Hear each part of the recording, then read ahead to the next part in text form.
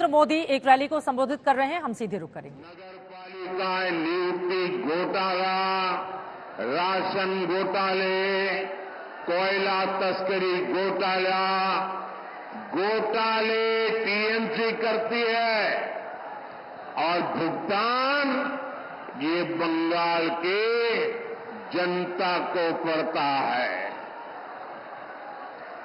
ऐसा कोई काम नहीं है जो बंगाल में बिना कट कमीशन के होता हो। यहां तक कि इन्होंने किसानों तक को नहीं छोड़ा। हमारे किसान भाई मंडी में 1 क्विंटल गेहूं बेचने जाते हैं तो इसका एक बड़ा हिस्सा बिचौलिए खा जाते हैं।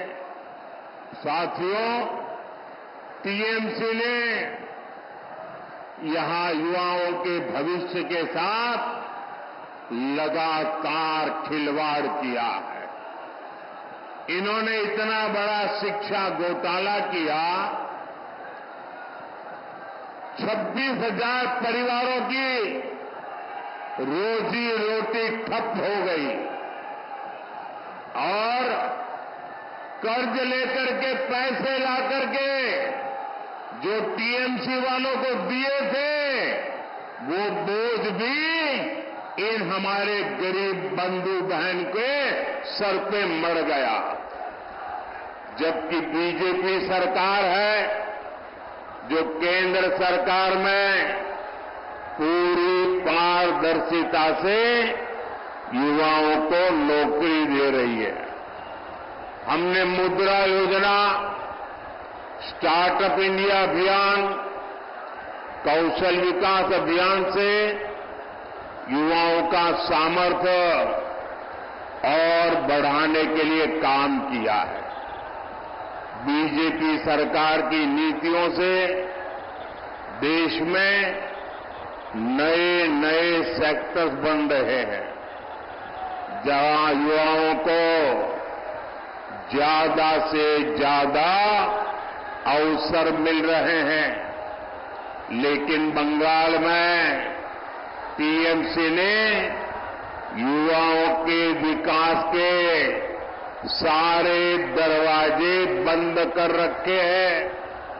साथियों, बंगाल रामकृष्ण परमहंस, स्वामी विवेकानंद, नेताजी सुभाष, गुरुदेव टैगोर, डॉक्टर मुखर्जी की धरती है। मैं अपने बंगाल को ऐसे ही पिछड़ते हुए नहीं देख सकता। टीएमसी जैसी भ्रष्ट पार्टी के बावजूद केंद्र की बीजेपी सरकार बंगाल के विकास के लिए पूरी शक्ति से काम कर रही है। भाजपा सरकार की योजना की वजह से आपको मुफ्त राशन मिल रहा है। साथियों,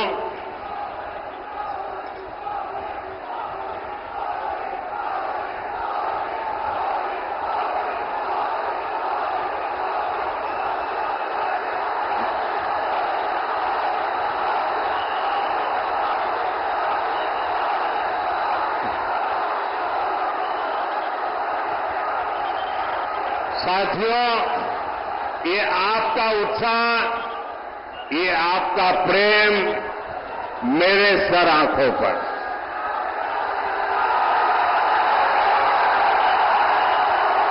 आप इतना प्यार दे रहे हैं, इतना प्यार दे रहे हैं, ऐसा लगता है या तो पिछले जन्म में मैं बंगाल में पैदा हुआ था या तो अगले जन्म में बंगाल की किसी मां के गोद से पैदा होने वाला हूं।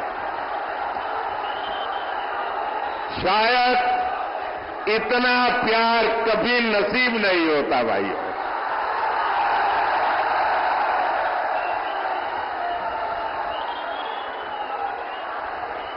दोस्तों, लोग दूर दूर तक धूप में खड़े हैं। मैदान छोटा पड़ गया, हमारी व्यवस्था छोटी पड़ गई। आपको तकलीफ हो रही है, जो धूप में तप रहे हैं उनको तकलीफ हो रही है। ये जो आपको तकलीफ हो रही है ना, इसके लिए मैं आपकी क्षमा मांगता हूं।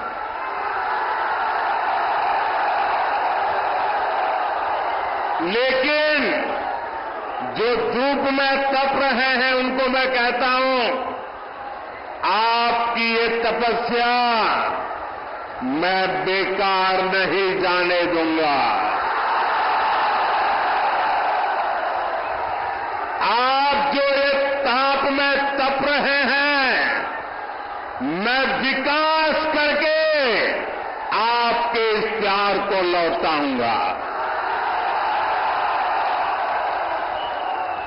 अब मेरी प्रार्थना है, अगर आप शांति से सुनोगे तो मैं 2-4 बातें आपको बता सकता हूं। बताऊं? आप इजाजत दें तो बताऊं? क्योंकि आपका उत्साह इतना है कि पीछे सुनना ही मुश्किल हो रहा है। तो बताऊं मैं? आप शांत रहेंगे? पक्का? बंगाल के 50 लाख से ज्यादा किसानों के खाते में सीधे 8,000 करोड़ रुपए पीएम किसान सम्मान निधि के भेजे गए हैं। लेकिन टीएमसी सरकार को देखिए, वो आपको लूटने का कोई मौका छोड़ती नहीं है। मैं केंद्र से बंगाल के विकास के लिए यहां की सरकार को जो पैसा भेजता हूं, वो टीएमसी के नेता, मंत्री, तोलाबाज मिलकर खा जाते हैं। जो योजनाएं मैं सीधे लागू करने की कोशिश करता हूं, उसे भी टीएमसी सरकार रोक देती है। इन्होंने बंगाल के लोगों को 5 लाख रुपए तक के मुफ्त इलाज देने वाली हमारी आयुष्मान योजना को रोक रखा है। अभी भाजपा ने हर बुजुर्ग को 5 लाख रुपए तक के मुफ्त इलाज का ऐलान किया है, लेकिन बंगाल के बुजुर्गों को इस योजना का लाभ भी ये टीएमसी वाले नहीं लेने देंगे। टीएमसी सरकार उसको लागू नहीं होने देगी। टीएमसी को आपकी चिंता से, आपकी परेशानियों से कोई लेना देना नहीं है। वे चाहते हैं कि बंगाल में वंदे भारत ट्रेनें भी ठप हो जाए। हम कहते हैं कि हमारे मालदा के किसानों का आम और मालदा के किसानों का मखाना पूरी दुनिया में फेमस है। उनकी आमदनी बढ़े, उन्हें ज्यादा पैसा मिले, इसके लिए यहां फूड प्रोसेसिंग इंडस्ट्री लगाएंगे। टीएमसी कहती है उसमें हमें हमारा कट मिलना चाहिए। साथियों, मां, माटी, मानुष की बात कहकर सत्ता में आई टीएमसी ने सबसे बड़ा विश्वासघात यहां की महिलाओं से किया है। जब बीजेपी सरकार ने मुस्लिम बहनों को अत्याचार से बचाने के लिए 3 तलाक खत्म किया, तो टीएमसी ने इसका विरोध किया। संदेश खाने में महिलाओं पर इतने अमानवीय अत्याचार हुए और टीएमसी सरकार आखिर तक मुख्य आरोपी को बचाती रही। यहां मालदा में भी महिला के साथ शर्मसार करने वाली घटना घटी, लेकिन टीएमसी सरकार चुप रही, जबकि बीजेपी सरकार महिलाओं की मान मर्यादा इज्जत के लिए काम कर रही है। बीजेपी सरकार ने बंगाल में 80 लाख से ज्यादा शौचालय बनाकर दिए हैं, जिसका सबसे ज्यादा लाभ महिलाओं को हुआ है। बंगाल की करीब 1.25 करोड़ माताओं बहनों को उज्ज्वला का गैस कनेक्शन मिला है। यहां पीएम आवास के जो हजारों घर दिए गए हैं, उनमें से ज्यादा घर महिलाओं के ही नाम है। पहली बार अब उनके नाम कोई संपत्ति हुई है। हमारी सरकार बहनों बेटियों के लिए हर स्तर पर नए अवसर बना रही है, उन्हें सशक्त कर रही है। साथियों, टीएमसी और कांग्रेस यहां आपस में झगड़े का दिखावा जरूर करती है, लेकिन सच्चाई ये है कि दोनों के विचार और आचार व्यवहार एक जैसा है। टीएमसी और कांग्रेस के जोड़े रखने का सबसे बड़ा चुंबक है तुष्टीकरण। तुष्टीकरण के लिए ये दोनों पार्टियां कुछ भी कर सकती है। तुष्टीकरण की खातिर ये लोग देश हित के लिए किए गए हर निर्णय को वापस पलटना चाहते हैं। इंडी गठबंधन वाले कहते हैं कि वो कश्मीर में आर्टिकल 370 फिर बहाल करेंगे। टीएमसी और कांग्रेस के नेता कह रहे हैं कि सत्ता में आए तो सीएए कानून को रद्द कर देंगे। आप मुझे बताइए, बंटवारे से पैदा हुए देशों में जहां हिंदू, सिख, ईसाई, बौद्ध धर्म के लोगों पर जुल्म ढाए जाते हैं, जहां उनको धर्मांतरण के लिए मजबूर किया जाता है, जिनके आस्था स्थलों, मंदिरों, गुरुद्वारा, चर्च ध्वस्त कर दिए जाते हैं, जिनकी बहन बेटियों का जबरन शादी करके उनका धर्मांतरण करवा दिया जाता है, आखिर वो कहां जाएंगे? इसमें बहुत बड़ी संख्या में हमारे दलित भाई बहन है। तुष्टीकरण के लिए टीएमसी कांग्रेस इन्हें भी ठुकरा देना चाहती है। सीएए नागरिकता छीनने का नहीं, बल्कि नागरिकता देने का कानून है, लेकिन फिर भी टीएमसी लगातार झूठ बोलकर गप्पा फैला रही है। यही इन लोगों की सोच है। साथियों, मैं आपको इंडी गठबंधन के एक और खतरनाक इरादे के बारे में बताना चाहता हूं।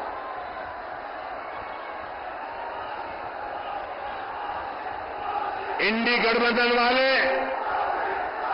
महिलाओं, आदिवासियों और गरीबों के खिलाफ एक खतरनाक कानून बनाकर लेकर आने चाहते हैं। इस कानून में महिलाओं का मंगलसूत्र, आदिवासी महिलाओं के गहने, हर किसी की प्रॉपर्टी जांच कराने का ये कांग्रेस वालों ने ऐलान किया है।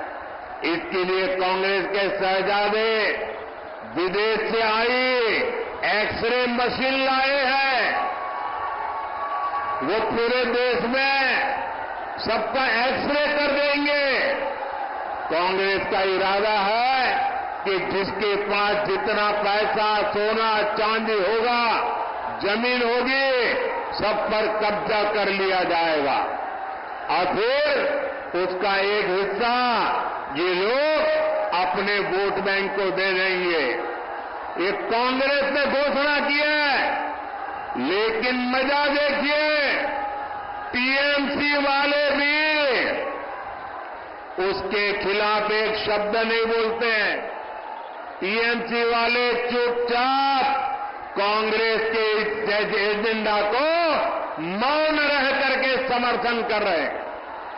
आप देखिए, टीएमसी और कांग्रेस में तुष्टीकरण का कैसा कंपटीशन चल रहा है। टीएमसी सरकार बंगाल में बांग्लादेशी घुसपैठियों को लाकर बसाने का काम करती है।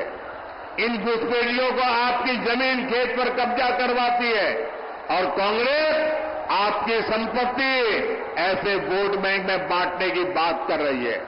साथियों, कांग्रेस तो आपके नहीं रहने के बाद आपकी संपत्ति पर भी 55% टैक्स लगाने की योजना बना रही है।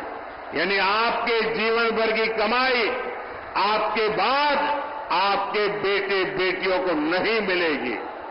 उसमें से आधे से ज्यादा कांग्रेस सरकार जब्त कर लेगी और संपत्ति जाएगी कहां? कांग्रेस के वोट बैंक के पास। कांग्रेस के फॉर्मूलों को जानने के बाद पूरा देश कह रहा है कांग्रेस की लोग जिंदगी के साथ भी और जिंदगी के बाद भी कांग्रेसेर लूट बेंचे थाकार समयो मोरे जाबार पड़े हो। साथियों, कांग्रेस पार्टी एससी, एसटी और ओबीसी के आरक्षण पर भी बड़ा डाका डालने की तैयारी कर रही है। कर्नाटका में जहां कांग्रेस की सरकार है वहां कांग्रेस काफी पहले ओबीसी के आरक्षण में सारे मुस्लिमों को हिस्सेदारी दे चुकी है। यानी संविधान के जो हक एससी, एसटी, ओबीसी के लिए सुरक्षित है उसे लोग धर्म के आधार पर बांटने का प्रयास कर रहे हैं। अब कर्नाटका मॉडल कांग्रेस पूरे देश में लागू करना चाहती है। क्या आप इस साजिश को कामयाब होने देंगे? साथियों, आपका एक वोट विकसित भारत, विकसित बंगाल के सपने को पूरा करेगा। मालदा उत्तर से बीजेपी प्रत्याशी और लोकसभा में मेरे बहुत अच्छे साथी श्रीमान खगेन मुर्मू जी और मालदा दक्षिण से श्री रूपा मित्रा चौधरी जी, जिसको आप निर्भया दीदी के नाम से जानते हैं। ये हमारी निर्भया दीदी और हमारे मुर्मू जी 7 मई को इनको आपका एक एक वोट जो देंगे ना, ये आपका वोट सीधा सीधा मोदी के खाते में जाएगा। मेरा अनुरोध है यहां से जाकर के हर परिवार में जाकर के कहना मोदी जी ने आपको जय श्री राम भी कहा है। मेरे साथ बोलिए भारत माता की, भारत माता की, भारत माता की, भारत माता की। बहुत बहुत धन्यवाद।